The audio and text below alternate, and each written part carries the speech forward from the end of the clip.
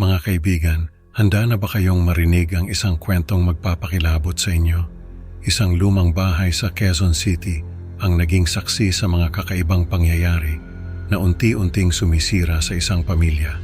Sa loob ng mga pader na may bitak at mga pinturang kumukupas, nagsimula silang makaramdam ng malamig na hangin at makakita ng mga aninong nagmamasid. Ano nga ba ang lihim na itinatago ng mga pintuan ng kadiliman? Halina't samahan niyo ako sa kwentong ito na puno ng takot at misteryo. Magandang araw po sa inyo mga tagapakinig. Ako nga pala si Mikey at gusto ko pong magpasalamat sa inyo sa paglalaan ng oras para pakinggan ang kwento ko.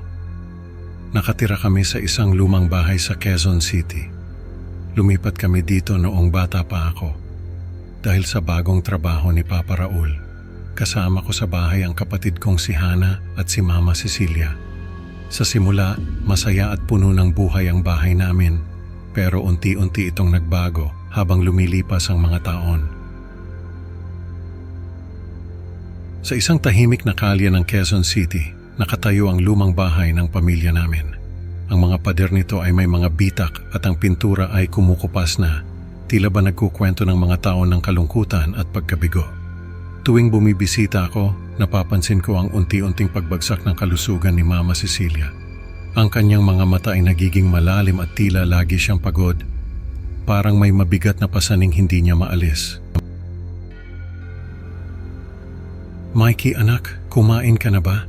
Tanong ni Mama Cecilia habang pinipilit niyang ngumiti kahit halata ang pagod sa kanyang mukha. Naramdaman ko ang lungkot sa kanyang boses, parang may gustong sabihin pero hindi niya magawa.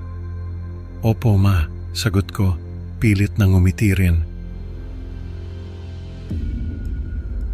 Isang araw habang naglalaro kami ng kapatid kong si Hana sa labas, bigla siyang tumakbo papasok ng bahay. Sumunod ako at nakita ko siya sa banyo, umiiyak at nanginginig. Nakita namin si Mama Cecilia na nakahandusay sa sahig, walang buhay. Ang kanyang mga mata ay nakadilat, puno ng takot. Pagkatapos ng libing ni Mama Cecilia, bumalik kami sa bahay na tila mas malamig at mas madilim kaysa dati.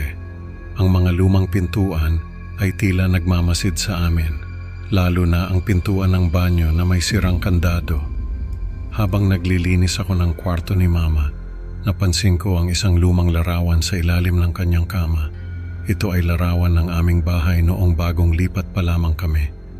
Napansin ko ang kakaibang imahe sa likod ng mga pintuan. Napatigil ako at tinitigan ko ang larawan ng matagal. Parang may mga mata na nakatingin sa akin mula sa mga anino. "Hana, tingnan mo ito," sabi ko habang ipinapakita ang larawan. "Hindi ba't parang may mga anino sa likod ng mga pintuan?" Habang iniisip ko ang mga bangungot ko noong bata pa ako, naramdaman ko ang malamig na hangin na nagmumula sa likod ng pintuan ng banyo. Ang hangin ay tila may dalang bulong na hindi ko maintindihan. Noong bata pa ako, madalas akong nakakakita ng mga aninong figura sa gilid ng aking paningin.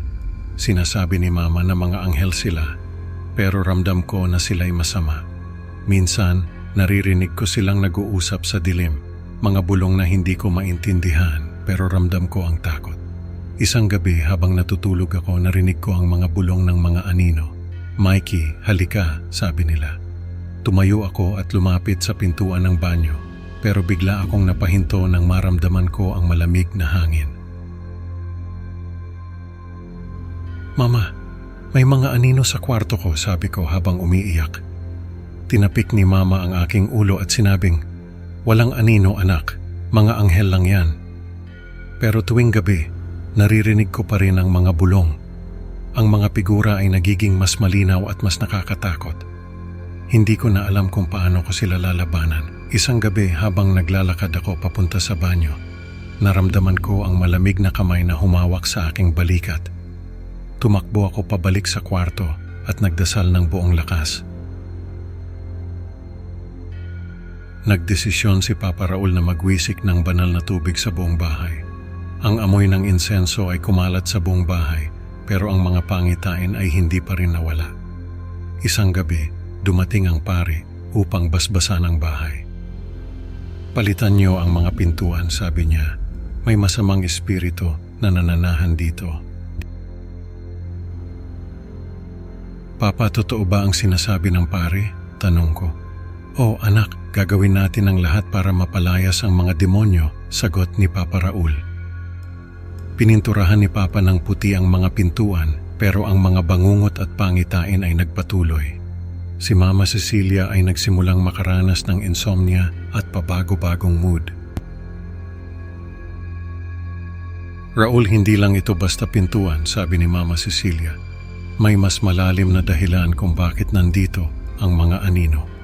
Raul, hindi ko na kaya, sabi ni Mama Cecilia habang umiiyak. Parang may aninong sumusunod sa akin kahit saan ako magpunta. Ang mga gabi ay naging mas mahaba at mas nakakatakot. Ang mga bulong ay nagiging mas malakas at ang mga anino ay tila nagiging mas malapit. Isang gabi, habang natutulog kami, narinig namin ang malakas na kalabog mula sa banyo. Tumakbo kami papunta roon at nakita namin ang pintuan na bumukas ng mag-isa. Habang lumalaki ako, itinuring kong bunga lamang ng imahinasyon at mahigpit na relihiyosong pagpapalaki ang mga karanasang iyon. Umalis ako upang mag-aral sa kolehiyo at nakahanap ng kapayapaan malayo sa aming bahay. Sa Maynila, nagkaroon ako ng bagong buhay, mga bagong kaibigan at mga bagong pangarap. Para bang iniwan ko na ang lahat ng takot at bangungot sa likod. Pero naiwan si Mama Cecilia sa bahay matapos ang diborsyo. Ang kanyang kalungkutan at takot ay tila nagiging mas malalim, na parang may aninong palaging sumusunod sa kanya.